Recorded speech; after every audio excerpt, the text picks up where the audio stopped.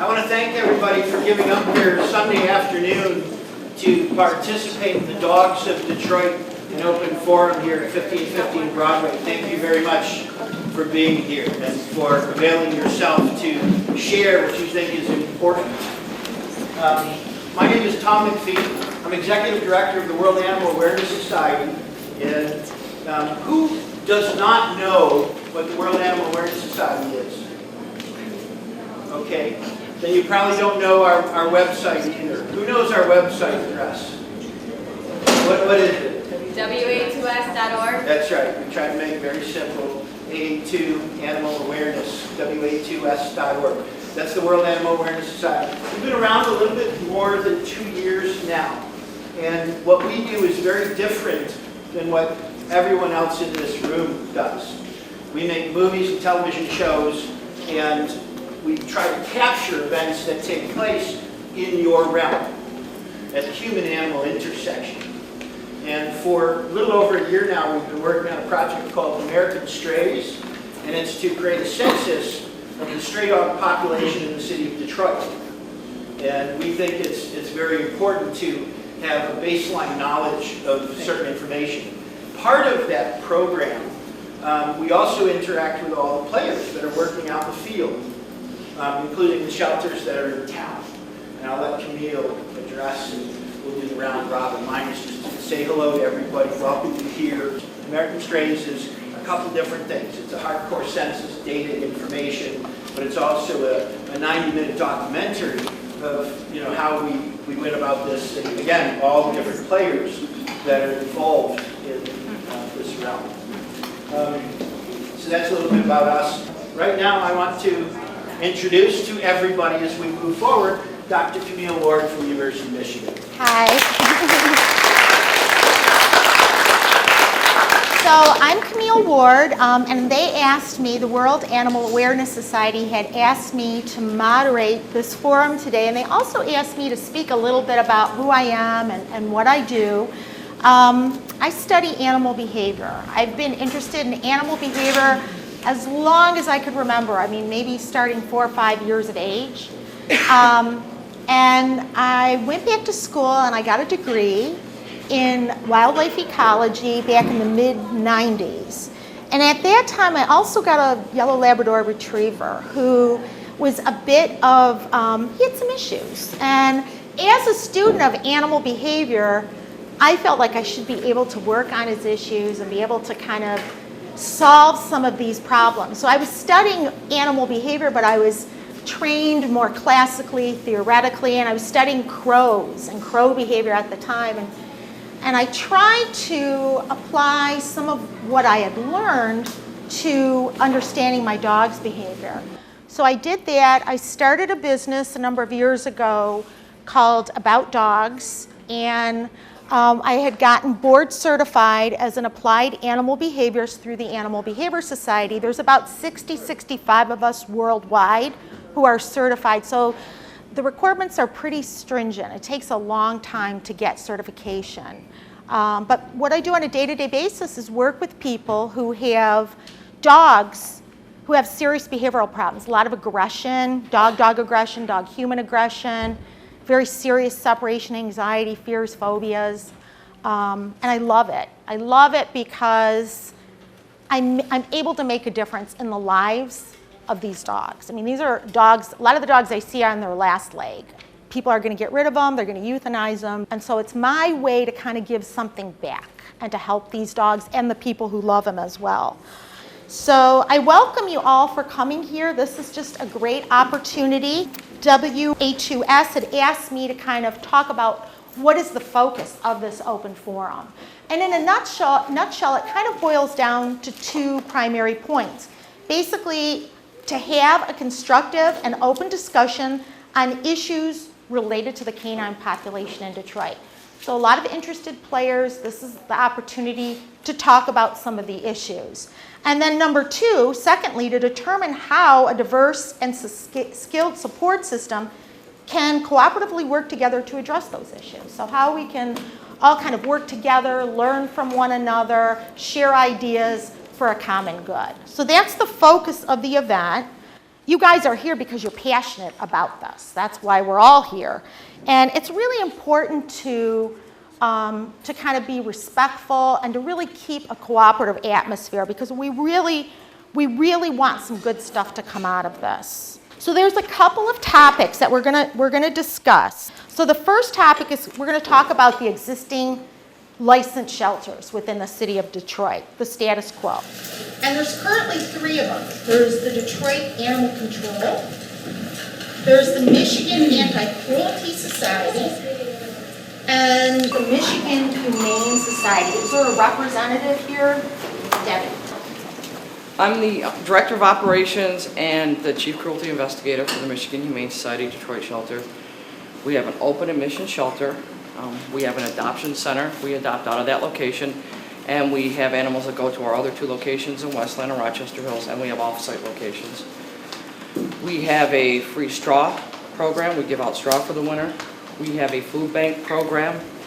We treat a lot of our animals in-house. And we have, between our 3 locations, 250 animals in foster at any time receiving treatment. We have a full-service clinic. Our clinic treats paying clients just like any other vet clinic with a surgery. We do sterilizations. We have an indigent program. Our clinic also handles our sterilizations, our free sterilization certificates, our TNR program, our pit bull sterilization program, and our low-cost cat sterilization. We have a rescue department that operates 7 days a week, and they pick up sick and injured stray animals, confined stray animals, owned animals, sick and injured wildlife, exotics, and farm animals, and whatever else we have to come across. We have a cruelty department. Our cruelty department investigates violations of Michigan state law and works with the Wayne County Prosecutor's Office. They are out 6 days a week investigating animal cruelty cases and preparing warrants to take to the prosecutor's office. We also provide training for local law enforcement and law enforcement agencies across the country, and we will assist other out-county agencies with prosecutions. I think in terms of the problems with animals here in Detroit that we see is they just don't seem to have enough value to people. They are disposable. You know, they're like Bic lighters. You know, if they're broken or you lose them or you want a different color, you just go get another one. I've been doing this for over 20 years, and we're seeing the same problems that we saw 20 years ago, and we're probably seeing the same problems that they saw 40 years before I knew there was a Michigan Humane Society. And, you know, we look at it every day as, you know, it's that one animal, but there has to be some way to solve the big problem, and some way we have to educate and bring value to these animals so they're not so disposable. Thanks so much, Debbie.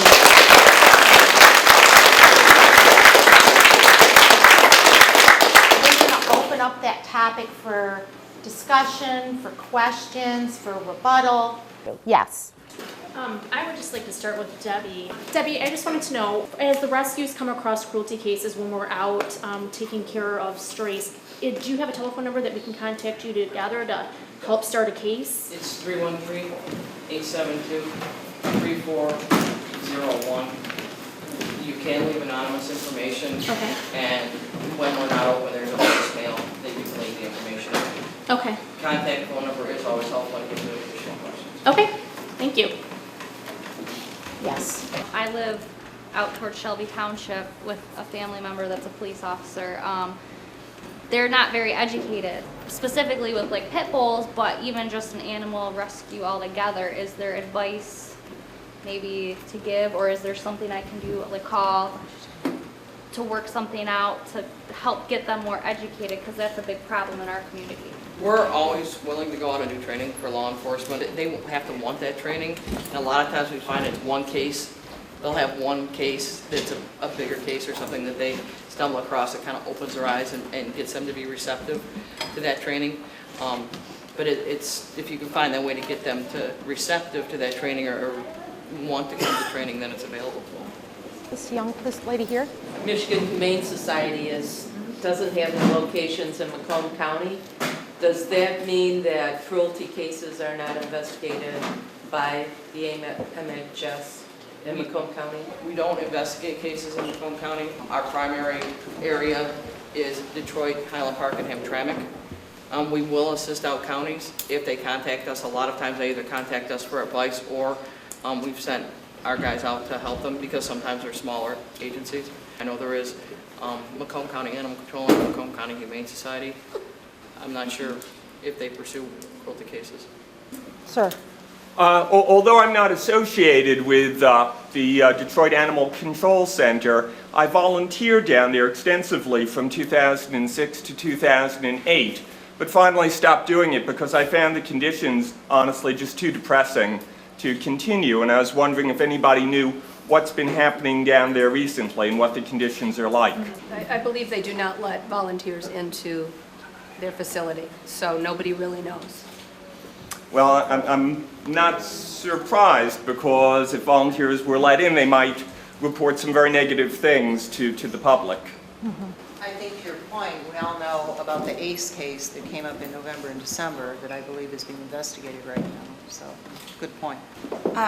On that topic, I think MHS has some sort of relationship with DAC. Have you been any more successful in being able to help them network or relieve that load? They will allow us to take animals that they deem adoptable.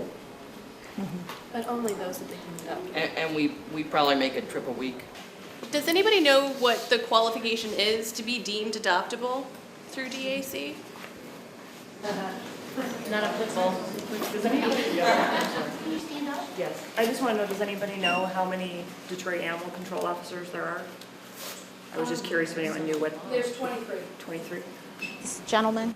Yeah, regarding the criteria for being adoptable, when I was down there, I'd say that after a dog was held long enough to be determined to be healthy and non-aggressive, the dog was moved into the area where he could be adopted.